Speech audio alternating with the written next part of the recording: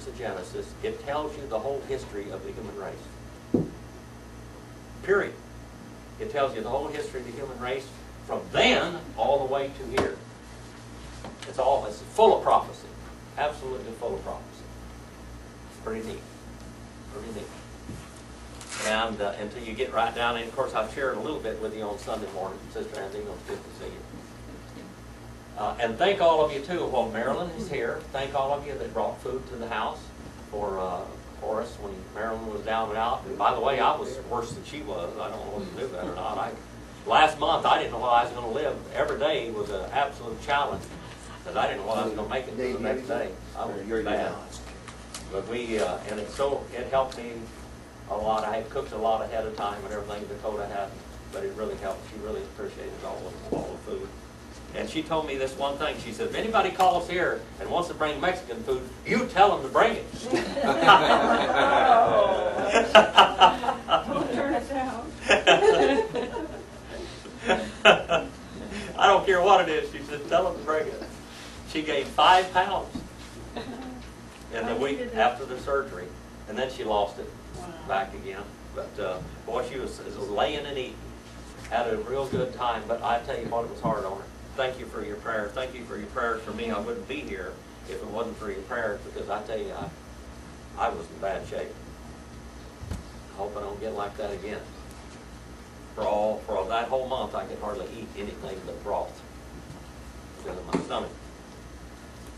We are in 2 Chronicles and in 1 Kings. Tell me tell me the synoptics of the Old Testament. Tell me what they are. That's your question for today. We have the synoptic gospels in the New Testament. What are the synoptic gospels in the New Testament? 1st and 2nd Samuel, 1st and 2nd Kings, Chronicles, and 2 previous books, I believe. Okay, Joshua, Judges to some extent. 1st and 2nd Samuel, 1st and 2nd Kings, and 1st and 2nd Chronicles. Those are the synoptics of the Old Testament. Okay, what are the synoptics in the New Testament?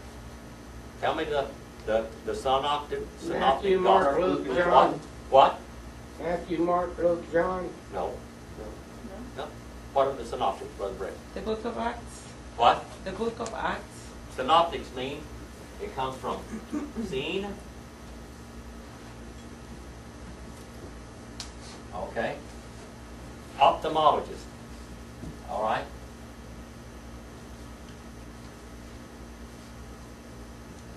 Comes from eye.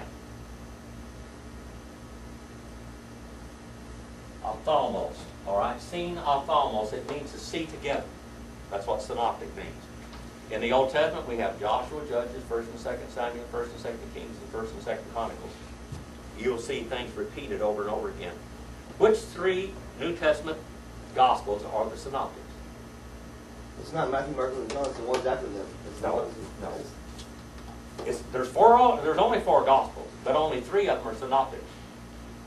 I said a guess. Huh? Matthew, Mark, Luke. That's right, Brother Bill. Matthew, Mark, and Luke. That, You get an A+ for today. A+ for today. Matthew, Mark, and Luke. All right, those are synoptics. In the Old Testament, those that see things together is Joshua, Judges, 1st and 2nd Samuel, 1st and 2nd Kings, and 1st and 2nd Chronicles. Now, 1st and 2nd, Joshua and Judges predates that a little bit, but you'll see it's just consecutive, and you'll go back and forth in those things. How many of you knew that? Nobody? Well, okay. You've said it before. I've said it before, but I want to emphasize it because I want you to understand that this is important for you to understand, okay? A lot of people don't understand that. And they'll go and they'll read 1st and 2nd Samuel, 1st and 2nd Kings, 1st and 2nd Chronicles, and this is saying this all over again. When you read Matthew, it talks about Jesus as the King of Israel. And Matthew is written to the Shemites, to the Jews. Mark, it talks about the servant, okay? And so, who is Mark written to? Hamites. Hamites. Then we have Luke. Luke talks about the Son of Man. Who is Luke written to? The Japhethites. All right, now this is, Sister Andino, you've probably never heard this before, because I don't think you've been in here for these. Ham, Shem, and Japheth. The Hamites took part of the crucifixion. The Shemites did. The Shemites demanded the crucifixion, and the Japhethites actually enforced the crucifixion. The Shemites were the Jews. They called for the Messiah to be killed, their Messiah king. And then we have the Japhethites, which are the Europeans, who was in control of the Middle East at that time, Palestine. Who was in control of Palestine? Romans. Romans. All right? So the Romans enforced the crucifixion. And guess who carried the cross to Calvary? A Hamite. A Hamite. All right?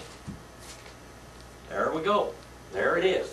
And then we have 3 Gospels. And then we have the Gospel. Matthew, Mark, and Luke are the synoptics. John is kind of an outcast, so to speak.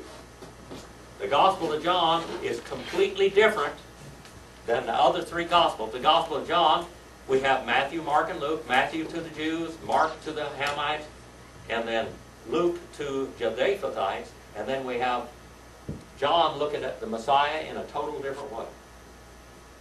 That he is Jehovah, the God of heaven. It does not go along with the other Gospels. The other Gospels, Matthew, Mark, and Luke, you'll see them together. You can cross-reference. But every now and then, you'll see John cross-referenced. But John's looking at the Messiah totally different as the God of heaven, as Jehovah. All right? So there we've got that. And in the Old Testament, in the book of Genesis, in the first 10 chapters of the book of Genesis, it tells that all this is going to happen. I'm repeating myself a little bit, but I want you to learn this. Okay? This is important.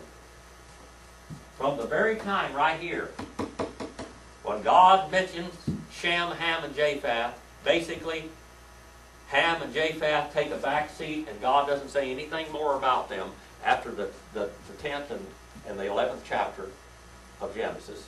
Forget Ham and Japheth. As far as all of this is concerned, it's the family of Shem. Shem is the administrators of God's kingdom, and Shem means what?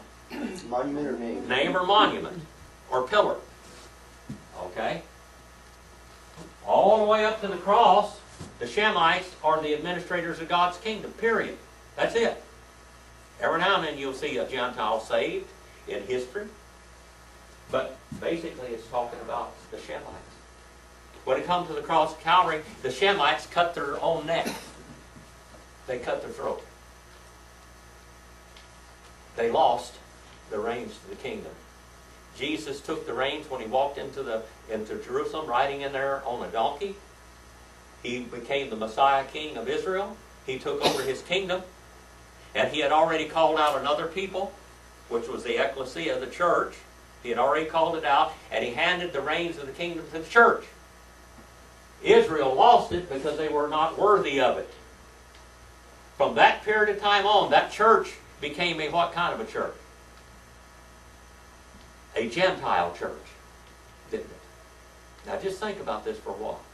Who did God give a vision to let the Gentiles come in to the church? What do you mean the... Who received the vision? Paul. Who? Paul? Peter. No. Peter.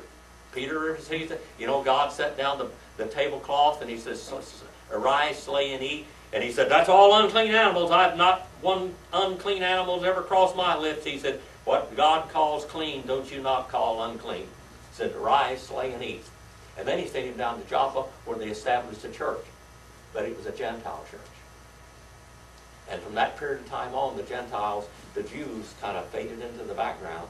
Matter of fact, all the New Testament is written against Jews in the churches. All the Judaizing problems that they have. Just look at it over and over, especially Galatians, especially Hebrews. All the New Testament is written against the Judaizers. God would turn to the Gentiles, and the Gentiles would carry, and in the book of Genesis it says, and Shem will dwell in the tents of Japheth. And Ham, or Japheth, will dwell in the tents of Shem. That's prophecy of what was going to happen They would be the carriers of the gospel to the church age. And at the end of the church age, the church would become a completely materialistic, capitalistic church. Total. Which is Japhethite. And it would come to ruin in the end. That's a Laodicean church age. Okay? A Laodicean church age. That's the end of the church age. All right? And God said, you're about to make me sick. You make me so sick, I'm about to vomit you up. Remember, Laodicea? That's the age that we live in today. Can we see that today? Sure we see it. All right, here we the whole church age now. Now let's go back to this book. Go back to 1 Chronicles and 1 and 2 Kings.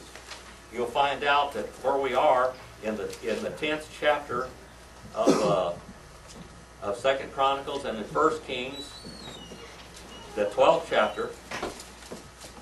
That's what we call synoptic. It's looking at things the same, okay? Here we are up to here now. All right? 2 Chronicles. 2 Chronicles, the 10th chapter, and 1 Kings, the 12th chapter. And actually the 11th chapter.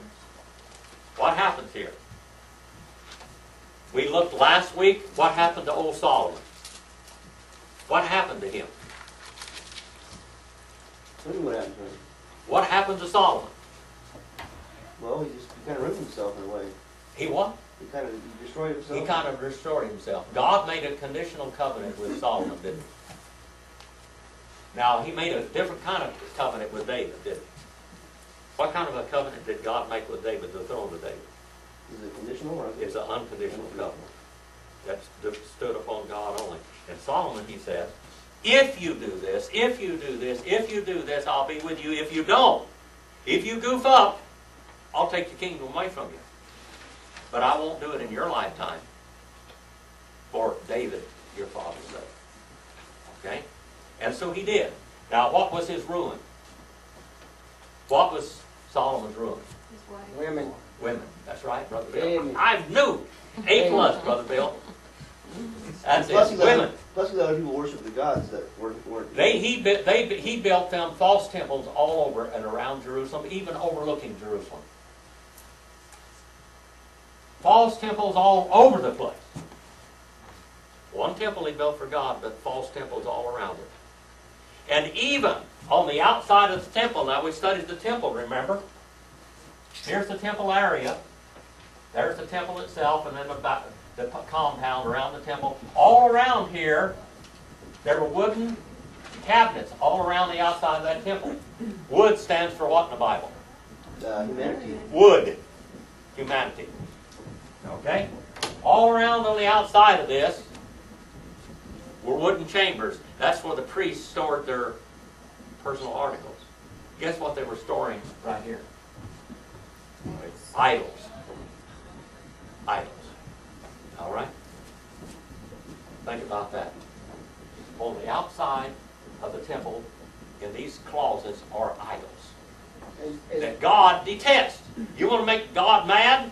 Bring an idol in the situation. That's the old saying with an idol is I'm not gonna believe it till I see it. So they had to see it to believe it. That's right. They wanted a God that they could see. It's real hard to worship a God you can't see it. Look at the Catholics. The Catholics have a real good time with religion, don't they? Why? They got their idol. They got all the stations of the cross. How many stations of the cross are there? They go around there and they kneel down, and every station of the cross there's an idol there. And then they can carry Christopher on their field. They can have a rosary and with the cross, with Jesus on the cross. They can see their God. Okay? Paganism has always done that. Paganism has always done that. All right. So we have the death of Solomon. But before Solomon died, what did God do? He sent adversaries. And they started tearing up the kingdom. And then remember Jeroboam? God appeared to Jeroboam. And he said, take this brand new clothes and tear it up in 12 pieces. And you take 10 of them. Because I'm going to tear the kingdom. Jeroboam and Rehoboam. All right, Jeroboam. and Rehoboam. Just think about those two names now. Jeroboam and Rehoboam. Re means what? Religion means binding back again, doesn't it? Rehoboam. I always look at Rehoboam like he's the same old stuff that his daddy was made out of. Materialistic, self-indulgent like Solomon was, to the extreme. Materialistic and self-indulgent. Now, of the races, Ham, Shem, and Japheth, what was a materialistic race? Well, you said the Japhethites were. Well, to some extent, yeah, they were materialists. They wanted control, and they had to have control over everything. In a lot of ways, the Hamites were materialistic because they didn't go anything beyond the material. They invented all the inventions that are basically invented among mankind. They did it all. They've invented every invention, including domesticating cattle, sheep, all that kind of stuff. Just everything, clothing, weaving, all of it. They invented everything. And I always said the Japhethites improved the Hamites' inventions, and the Shemites made money on it. Yeah, no joke. Without trying. I mean, we as we looked at the book of, and it runs true here. The Shemites. You know why them Jews and Arabs over there have so much trouble? Huh? They're brothers. Why do the Jews and Arabs have so much trouble? They think about different. They only think of one thing, and that's God. Neither one of them are worshiping the God of heaven today. Did you know that? Yeah. Neither one of them. I'm telling you, the Jews nor the Arabs are worshiping the God of the Bible. Neither one of them. Even the Jews. Now they believe that God gave them this land, but they don't want to accept the God that gave them the land. He came, they murdered him. Did they or did not? Did they not? They called for his demise. They demanded his demise. Okay? They demanded it. But since all those people had a hand in it, didn't the whole world kill him? What? In some way, didn't the whole world kill him? Well, I said the Shemites demanded the crucifixion of him. The Japhethites enforced it, and what else? The Hamites. Hamites carried the cross because they're the servants. All right? Matter of fact, the Hamites have been servants to all mankind. They blazed all the trails. They went into all the continents. They established the greatest civilizations that were ever established. Everything. All these. Some very primitive. The further you get away from the Fertile Crescent, the more primitive they will be. Okay? But simple doesn't mean stupid. That would be. They weren't. All of they talk about Indians. The low Indians is the diggers. I'm going to tell you something, people. There's no such thing as diggers. Those lower, what we call primitive people, were very educated in science and medicine, extremely. They took care of themselves. They're healers, okay? But they didn't. They lived a different. They did not have the same values. They only wanted to live and use what they needed. They didn't care about grabbing everything and whatever. You know, they were simple people. All right. Going back now to the Arabs and the Jews. The Arabs today, they believe in Allah, don't they? And their whole deal is they'll blow themselves up or whatever it takes to kill somebody else because they're doing it for Allah. Okay? And they think that they've got a place in heaven waiting for them when they do. Instead of that, they're in a hot spot. Okay? But they believe this. I don't care. You can't tell them anything. That's not going to happen. A Jew, the Jews today still don't believe in the Messiah. No way. They don't believe in the Messiah. Not. They will talk the talk. They'll do all kinds of stuff. They'll get along with Christians and everything else. But they still have rejected the Messiah, haven't they? They still want to do the sacrifices. They're still Jews. They're still Judaizers. Okay? Even the Orthodox ones are the most avid Judaizers. They're looking for a false Messiah that's going to build a temple. And he will come along and build the temple. Won't he? He will build the temple. All right? In Jerusalem, they will have a covenant for 7 years. And for the first 3.5 years, things are going to be peace. But then in the middle of that, he's going to stand up and say that he is God. And that's when they are going to be born again overnight. That's when God will save them. They'll flee down the Tetra, and then the Lord will protect them. We're not going to protect them. Nobody's going to protect the Jews. You can't tell a Jew one thing about God today. He'll agree with you and everything else. He'll even teach you how to talk Hebrew. But they need to learn something from us. The most important thing is who the Messiah is. Not will be, is. Okay? And of course they think of one thing. And God does bless them. In all reality, they think of God only. Everything they do is around God. God gave us this land. God's going to do this. This is our land. We have the title deed in the Bible. Sure they do. But they deny the God of life. And the Arabs, same way. They invented their God, all of them. They invented their heavens. They'll kill themselves down to the last man. The Jews will die down to the last man the same way. Period. Both of them. You can't deal with them rationally. It's not going to happen. Period. That's why we're going to have all this problem over here. God's just leading them along with their little emotions and things, just like they are. But in the end, I can guarantee you one thing, in space and time, we are exactly in history and politically and everything exactly where we're supposed to be for this period of time we live in today. Because God's getting ready to deal with the world. He's getting ready to deal with the world. Period. With all mankind. Brother Red. Why do you suppose that it's more accurate now than ever and people are pushing against it more than ever? It's like... Well, but people are fighting the inevitable. They're fighting it. I just sat back and I said, well, we're exactly where we're supposed to be. I don't like politics. I don't like anything about it. But I know we're exactly where we ought to be. Brett, can you go turn that air conditioner up? Are you hot, Big Jim? Well, it's warm. I'm burning up here. All right. Now let's go down. So we have Rehoboam, which is a rehash of Solomon, and we have Jeroboam. Okay? Now let's look at it. Let's go to these two books. We've got all this to...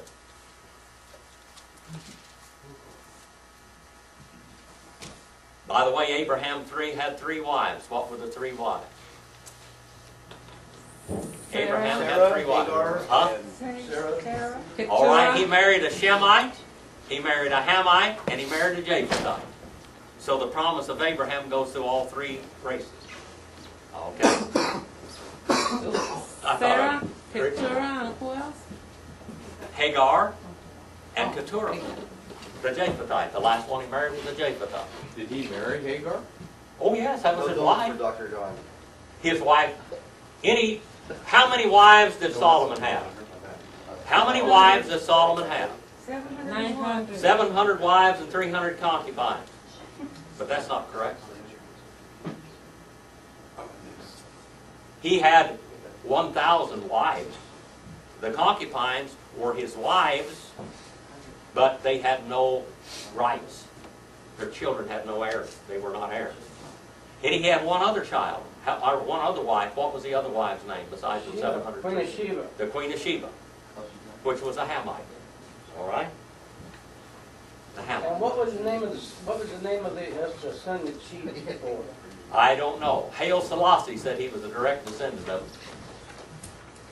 And they're supposed to have an Ark of the Covenant over there. It was a copy of the one. And somebody, some of the people say, well, they took the real one.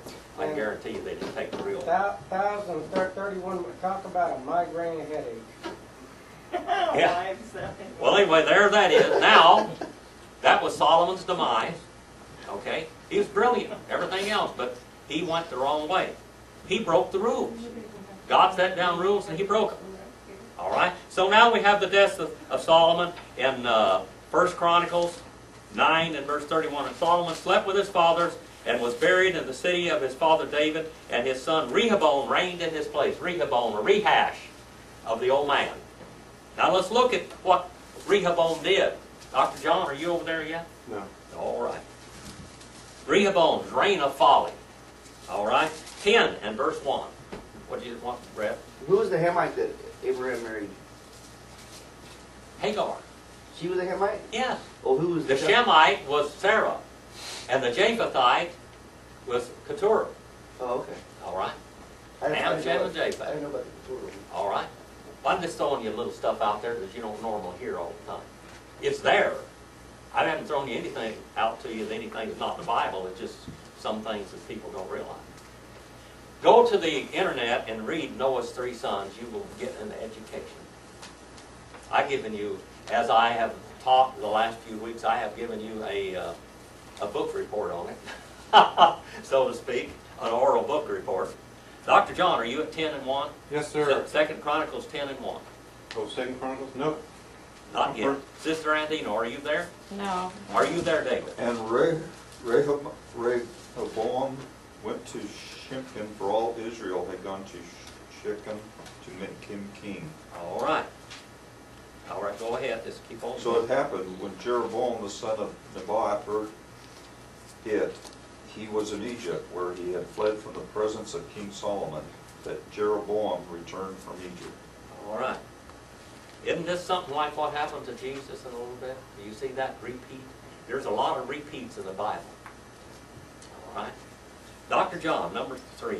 Are you? So then they sent for him and called him, and Jeroboam and all Israel came and spoke to Rehoboam, saying, Your father made our yoke heavy, and therefore lighten the burdensome service of your father and his heavy yoke which he has put on us, and we will serve you. Okay, now look at that. Now that's really plain and simple. Does that sound reasonable to you? Huh? Does that sound reasonable? Here is even Jeroboam. Now Jeroboam, a prophet appeared to him, remember, and told him what was going to happen, because the prophet could see in the future. That's what prophets do. Okay? So Solomon was making their yoke heavy. Because he If kept Solomon taxing made their the- yoke heavy, God said that would happen. Yeah, because he had to pay for all them wives, mother-in-laws. That's and right. chippies on the side. Oh, yeah, everything. All of that, include all of his toys. Yeah. The great stables which God told him not to do, all the stuff that he did, extra, all them houses around him, those palaces that he built overlooking the Temple of Solomon to pagan gods. All right, number 5 now, number 5. Joanne. Rehoboam replied, Come back in 3 days for my answer. So the people went away. Then King Rehoboam went to discuss the matter with the older men who Okay, had... now here we have elders. Okay, this is the Senate. I want you to understand a little bit about the United States now, just for a minute. Okay, this is political science. I used to teach political science a long time ago. We have the House of Representatives. What does the word representative mean? You don't say so? Huh? It goes in That's right, to represent the people. The representatives represent you. Pay attention now. The representatives represent you. You elect these representatives, and they represent you. Now, here we have elders. Now, this goes all the way back to Roman and Greek times, people. Okay? When you talk about politics and stuff, it goes all the way back to Roman and Greek times. Now, in the Roman culture, they had a senate, didn't they? You know who the senators were? They were the elders. They were the thinkers, supposedly. They were the ones that said to the representatives, jump the creek, we're going to do it our way. They are supposed to be the senior advisors, the elders, okay? But also they carry a lot of weight. Now here are the people that carry a lot of weight. This is the Senate now. The elders, they carry a lot of weight. Joanne took off. Okay. Brother Bill, are you there? Yeah. Okay. We stopped right there with her in 3 days. And then what happened here now? Number 6. Then King Rehoboam consulted the elders who stood before his father Solomon. while he still lived, saying, How do you advise me to answer these people? And he spoke to him, saying, If you are kind to these people, and please them, and speak good words to them, they will be your servants forever. All right. Now that's just what the elders are advising him. Now these are pretty good. These are the sinners. These are the elders. They are the ones that are the knowledge, the senior people. Okay. But he rejected the advice which the elders had given him, and consulted the young men who had grown up with him. This is the House of Representatives. Yeah. I mean, really, this is it. Just like I want to apply it to you today, so you understand. This is the common man out on the street, the representatives that the people elected. Now this was the mind of the people at that day. Okay, this is the mind of the people at that day. Now, what did these young people do? How did they advise? All right. Yeah.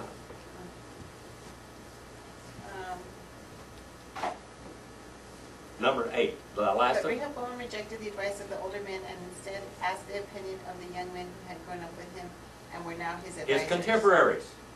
What is your advice? He asked them. How should I answer these people who want me to lighten the burdens imposed by my father? Okay, they wanted to lighten the burden. Now, didn't God prophesy through Samuel that the king would put a heavy burden on them and use them up and tax them heavy? Okay. All right. Number 10 now. Go ahead there, Anna. The young men replied, This is what you should tell those complainers who want a lighter burden. My little finger is thicker than my father's waist. Yes, my father laid heavy burdens on you, but I'm going to make them even heavier. My father beat you with whips, but I will beat you with scorpions. Oh, boy. That's what the contemporaries, his fellow buddies said to do. How would this go over now? Like a lead balloon. Huh? Like a lead balloon. Yeah, it didn't work very well. Okay, Brett. Is that number 12? 12. So Jeroboam and all the people came to Rehoboam on the third day as king bade, saying, Come again to me on the third day. And the king answered them roughly, and King Rehoboam forsook the counsel of the old men. He forsook the counsel of the Senate or the elders. Okay?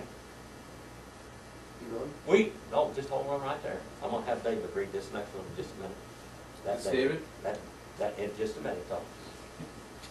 Is that 13? He has completely rejected 14. the counsel of the elders. Okay? And the young boys coming up, these are the upstarts. Okay? Brother David, 14. And he spoke to them according to the advice of the young men, saying, My father made your yoke heavy, but I will add to it. My father disciplined you with whips, but I will discipline you with scorpions. All right, boy. Harsh words. He's going to be tough. He's going to speak loudly and carry a big stick. Say Roosevelt. He's going to speak loudly and carry a great big stick. He's going to scare them into serving him. This is propaganda now. Sister Andino, are you on there on number 15? No. Okay, David, how about you? So the 15. king did not listen to the people, for the turn of events was from God, that the Lord might fulfill his word, which he had spoken by the hand of Elijah to the Shilonite, to Jeroboam the son of Nebat. All right, all of this took place, but just as God said it was going to do. Did anything happen that God wasn't in control of? Anything happening today that God isn't in control of still? No. It's going exactly according to Hoyle, according to God's eternal purpose and his unpreventable progress. Don't worry about it. Let her fly. Because we're going in the right direction. Okay? That's just the way it's going to be. As you go through things and you go through trials and tribulations in life, it is rough. It's really rough. But when you get plumb on the other side of it, you can look back and say, boy, I look at my life and I tell you what, I had a lot of trouble in my life. Terrible things. Terrible trouble. But as I look back and I look at those things, It built me up. It built character. And it put me in the right place. Even if I didn't want to be there. I tell you what, I never wanted to come back to Bakersfield. I'll tell you that. Never in my life. When I left this valley and looked down on this smog hole back there in 1980, I said, bye forever. I'll never come back to this place. But you know what? God has used me greatly in this church. That's where all your peeps are at, Jim. The what? Where your peeps are down here. What? Kind of like Jim. I'd a lot rather been up there in that wide open, beautiful high country with all the no smog and not these terrible hot summers that we Clean have air, here bright and stars. miserable winters. Not me. I don't want to breathe nothing I can't see. Exactly. I can't see my hair. I don't want to But you just look and you look back and say, well, thank you, Lord. Jim, That's all I can say is thank you, Lord. yeah. Did you feel kind of like Jonah in the whale's belly when he spit him up? You got spit back to Bakersfield. Well, here I am. And I'm glad. I mean, I know, sorry I think for all of you are very glad. I sure hadn't, I've struggled and fought all the way through it. But here I am. Grin and bear it. Let God have the glory in all of it, no matter what. Number 16. Number 16, Dr. John. Now when all Israel saw that the king did not listen to them, the people answered the king, saying, What share have we in David? We have no inheritance in the son of Jesse. Every man to your tents, O Israel. Now see to your own house, O David. So all Israel departed to their tents, but Rehoboam reigned over the children of Israel and dwelt in the cities of Judah. Uh-oh. He's firing down All right. there. Somebody's in trouble. And that's what happened. He caused a rebellion, didn't he? Didn't last very long. Rehoboam caused a rebellion. Well, he went ahead with his little world. Regardless, did he? He went ahead with his little world. Let's look and see what happens now. Rehoboam reigns over Judah in the 11th chapter and builds cities. All right? He reigns over Judah and he builds cities. And then, let's go back over in 2 Kings 2, or 1 Kings that is, and look at a little bit of that.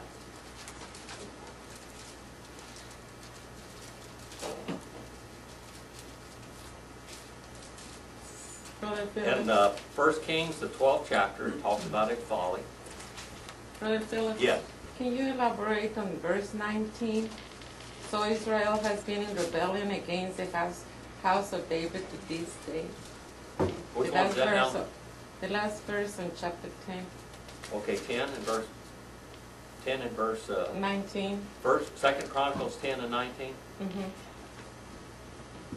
Oh, it says, so Israel has been in the house against the house of David until this day. This day was the writing of this book. Not now. Okay, you have to remember now, every time it says until this day, in the book of Joshua and in Judges and all of that, it said it happened until this day. Remember, it's not 2010. It's the writing of that book. Okay? So that's what it's talking about right there. And rebellion to this day, and that's the day of the writing. But then it goes on, okay, after that. And of course in chapter 11, in 2 Chronicles 11, and verse 1, it says, Now Rehoboam had come to Jerusalem, and he assembled the house of Judah and Benjamin. 180,000 chosen men were warriors to fight against Israel. So now we have a divided empire. Okay? Now, remember, we have, back over here in 1 Kings, the 10th, 1 Kings, the 14th chapter. Look there. Now here's this Ahijah character. Okay, here's a prophet now. Ahijah is prophesied against the king. And at the time that Ahijah, the son of Jeroboam, became sick. And Jeroboam said to his wife, Arise now and disguise yourself that you may that they may not know that you are the wife of Jeroboam, and go to Shiloh, and behold, Ahijah the prophet who is there, who spoke concerning me that I would be king over Israel. Now, here we have Jeroboam telling someone to go and talk to the prophet. Okay? And take 10 loaves with you, and some cakes, and a jar of honey, and go to him, and he will tell you what will happen to the boy. And Jeroboam's wife did so, and arose and went to Shiloh, and came to the house of Ahijah. Now Ahijah could not see, for his eyes were dim because of his age. And now the Lord said to Ahijah, behold, the wife of Jeroboam is coming to inquire of you concerning her son, and he is sick. And he shall say thus and thus to her, for it will be that when she arrives, that she will pretend to be another woman. All right, so the Lord is, this is what we call God dealing to him, and what? Remember, we have a medical term that comes from Greek. What? Hypnose, or hypnosis. Every time God spoke to a prophet, he hypnotized him. He spoke to him in hypnosis, in a state of between consciousness and other world. Okay? All right, and it came about when Ahijah heard the sound of her feet coming to the doorway. I guess his ears could still work, even though his eyes didn't work so well, did it?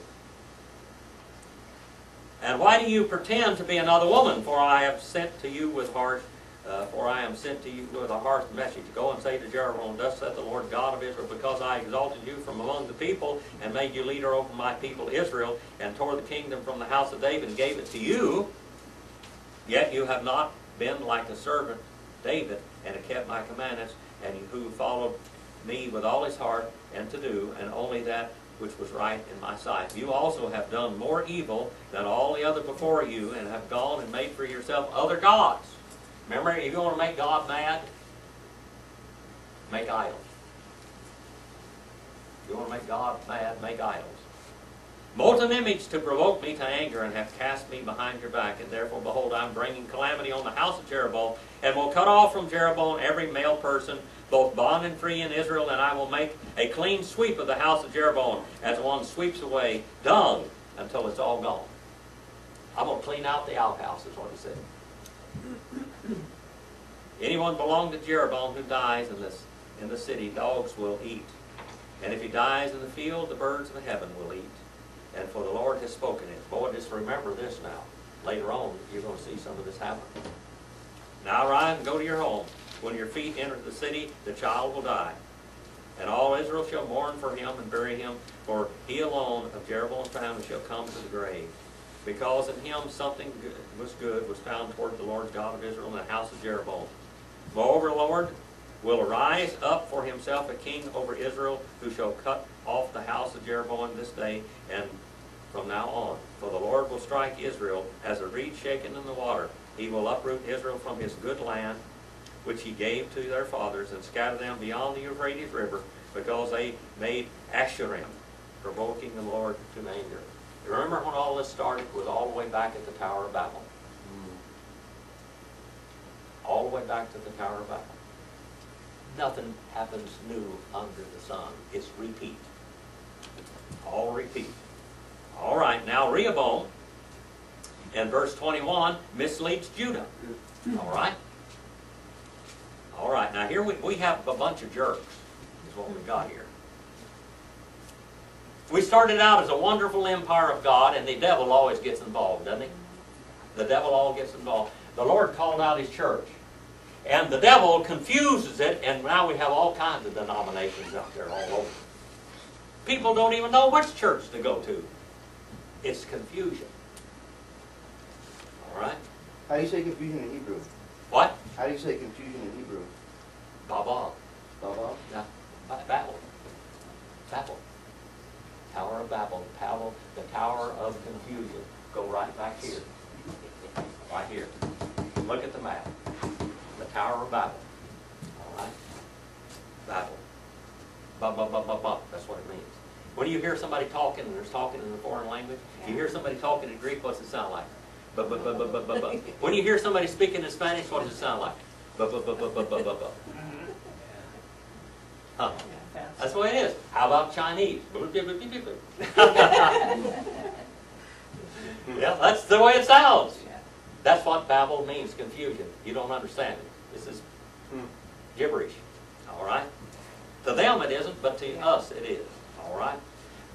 Chapter 15 now in 1 Kings.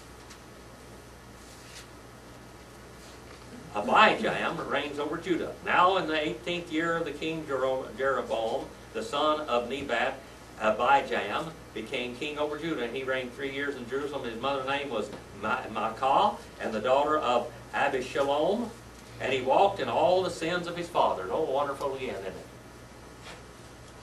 He walked in all the sins of his fathers which he had committed before him, and his heart was not wholly devoted to the Lord his God, like the heart of his father David. And for David's sake the Lord his God gave him a lamp in Jerusalem to raise up his son after him and establish Jerusalem. Because David did what was right in the sight of the Lord. Now just look at David's life. Did David always do what was right in the sight of the Lord? No. No. But, that's a strong adversative conjunction. But, by the way, it looks like this in Greek. Allah.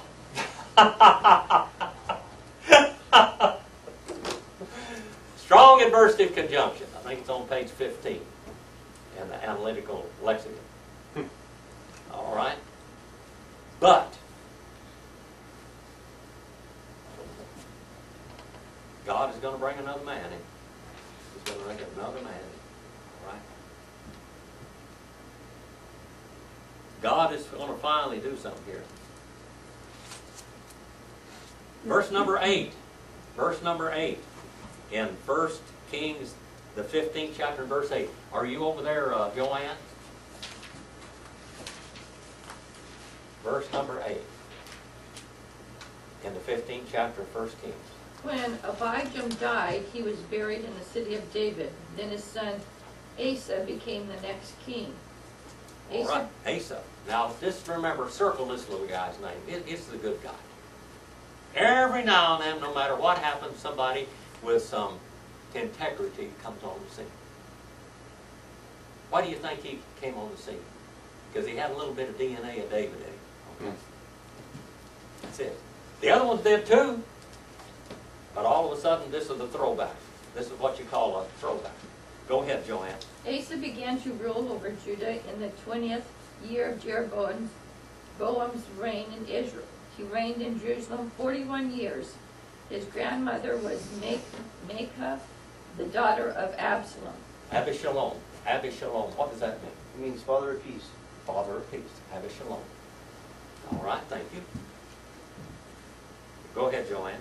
Asa did what was pleasing in the Lord's sight, as his ancestor David had done. All right, here we got some good DNA on the scene now. Now this happens as this goes over and over again.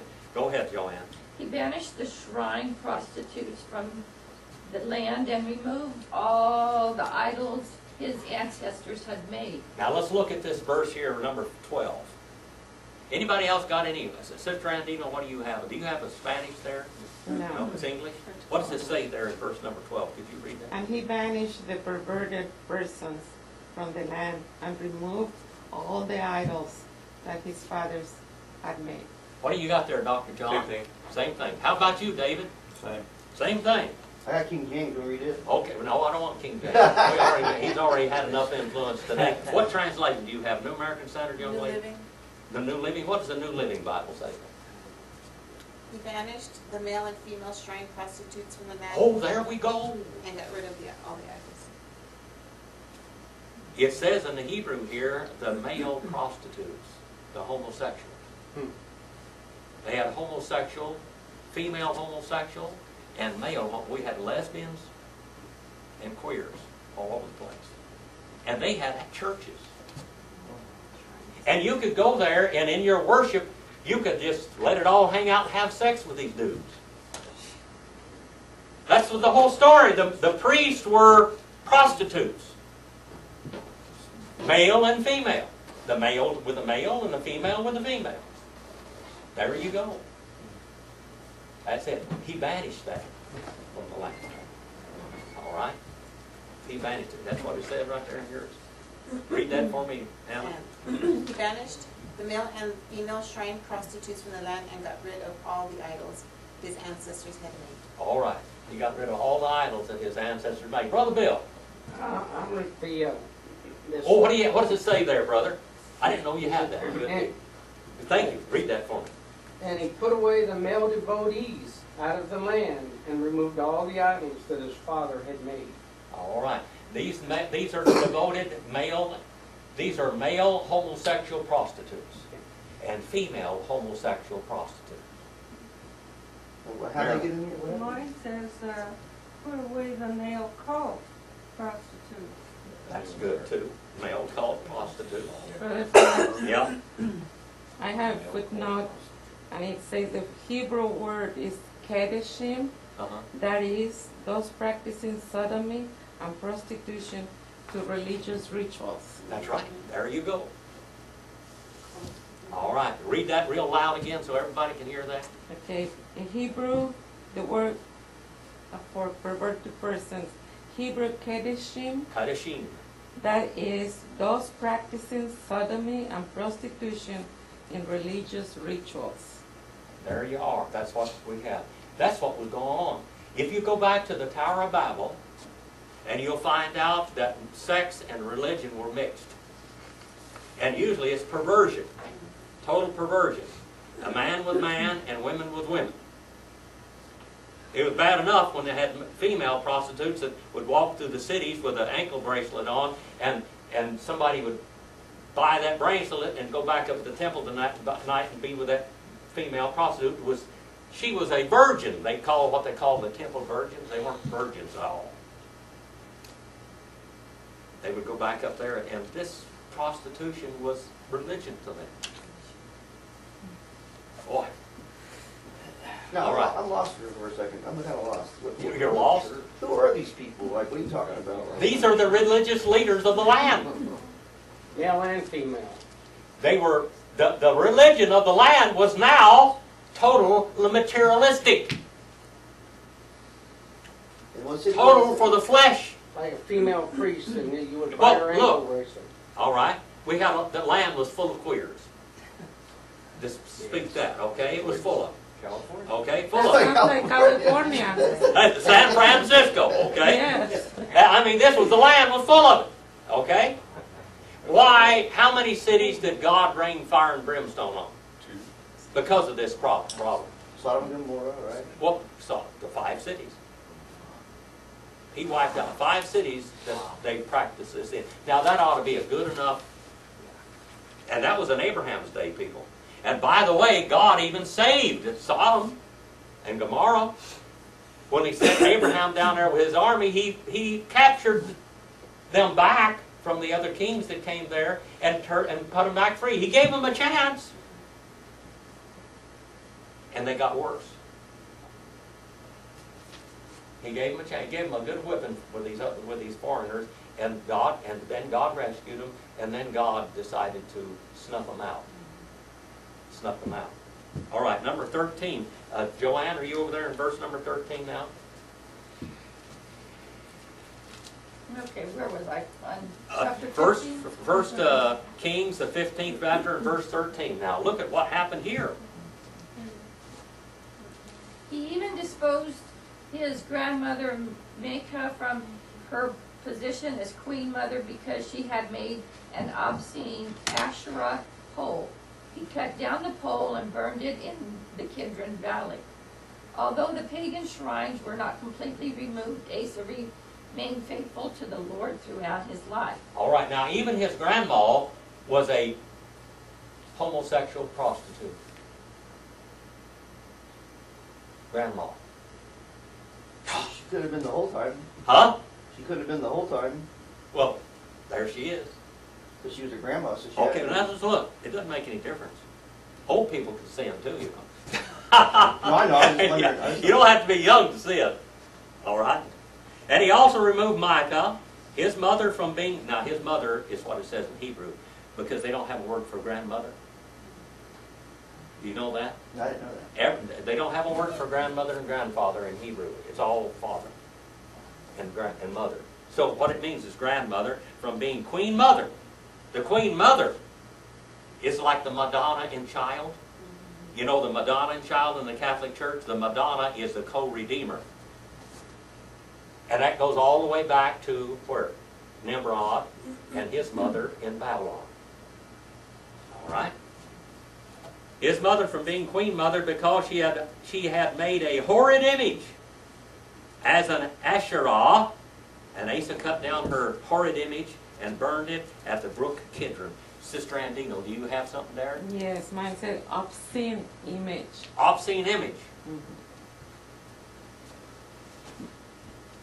Some of this is getting pretty. You were here, so let's go ahead and let it hang out, okay? In the Roman and the Greek times, if you were a male homosexual, there was a house there that would have a male organ hanging over the threshold of the door. Like a phallic? Yeah. That's what we're talking about here, people. And if you were a female, it would have a female organ up there. That's what was here. These were the obscene things that's what it says in the Bible. You may as well understand what it's saying here, not just jump over it. This is what it says. So we have these male organs and female organs hanging up here. Is this where you want to go? Is this what you want? Okay. Boy, this is horrible stuff, people. This is how bad it was. Brother Bill, number 14 now. But the high places were not removed. Nevertheless, Asa's heart was loyal to the Lord all his days. Now keep on going. He also brought into the house of the Lord the things which his father had dedicated, and the things which he himself had dedicated, silver and gold and utensils. Now there was war between Asa and Baasha, king of Israel, all their days. And Baasha, king of Israel, came up against Judah and built Ramah, and he might let none go out or come in to Asa, king of Judah. Then Asa took all the silver and gold that was left in the treasuries of the house of the Lord and the treasuries of the king's house, and delivered them into the hand of his servants. And King Asa sent them to Ben-Hadad, the son of Taberlun, the son of Hezion, king of Syria, who dwelt in Damascus, saying, Let there be a treaty between you and me, as there was between my father and your father. See, I have sent you a present of silver and gold. Come and break your treaty with Baasha, king of Israel, so that he will withdraw from me. All right, now, here we are in our little book. All right? And our, you got one of these over there someplace? Did you bring yours? No. Okay. Here we are. There's one of these on that table someplace, because I put it there. It's over here. Oh, it's over there. Okay. It's anyway, there's a syllabus over there. Now on your syllabus. Okay? Now it tells here, on my page is 67. Okay? It talks about all of the Temple of Solomon. And then it talks about the lists of prophets prophesying during the following periods. Those prophesying before the exile of Judah were Isaiah, Micah, Nahum, Habakkuk, Zephaniah, Jeremiah. If you're looking, you've got yours. He's got, look at there, man, he's got it. All right, you've got an A+ for today. Now bring your syllabus this next week now so we can go on, because we're going to start covering this a little heavier than before. All right? And what page are you on? Where it names all these kings. We're supposed to name them? Yeah, number 18 there. The list of the prophets who prophesied during the following periods. The prophesying before the exile of Judah, because that's where we are right now. Now, right, here's where we are. Mine's on 67. Yours on page 67? Okay. And then it says prophesying before the exile of Judah is Isaiah. Do you have that written down there? Got Amos, Hosea, Obadiah, and Joel. Okay, now that's number That's B. B. Yeah. A is Isaiah. Do you have that? Isaiah, Micah, Nahum, Habakkuk, Zephaniah, and Jeremiah. Now bring all of yours next week now, okay? We'll get through with this. Okay? And those prophesying before the exile to Israel is Amos, Hosea, Obadiah, and Joel. And the prophesying to Nineveh before the exile is, guess who? Who prophesied to Nineveh? Jonah. Jonah. All right, Jonah. The book of Jonah. Jonah in the well. That's a famous prophet, isn't it? All right. And those prophesying during the exile or captivity were Ezekiel and Daniel. And those prophesying after the captivity were Haggai, Zechariah, and Malachi. And then in number 19 it says, before the death of Solomon, what prophet prophesied to make Jeroboam a king? What was his name? Ahijah. All right, because we covered that today. Well, that's all of it for today. And we'll start there next time, and we'll go back over this. So bring your syllabuses, and we'll write them in. Fill in. I don't think I got one of those, Jim. What? I don't think I got a syllabus. You don't have a syllabus? There's one syllabus out there. Can I take that and make a copy? Okay, and I'll try to bring some more syllabuses. All right? Brother David. Bring your syllabuses. Now this here is a workbook that you can use from now on if you teach this class in the future sometime. Yeah. Thank you for the attention. Go out and do something eternal this week. Okay, on our prayer list today, Joanne would like prayers for